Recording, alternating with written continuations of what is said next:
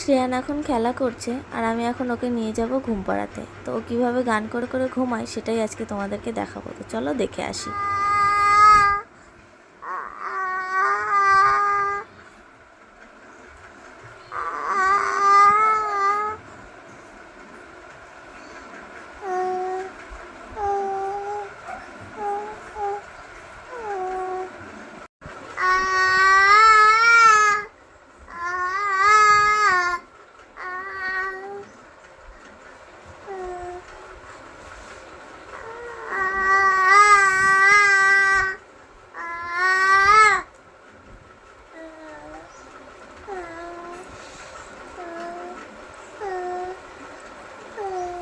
গান করে করে ঘুমোচ্ছে।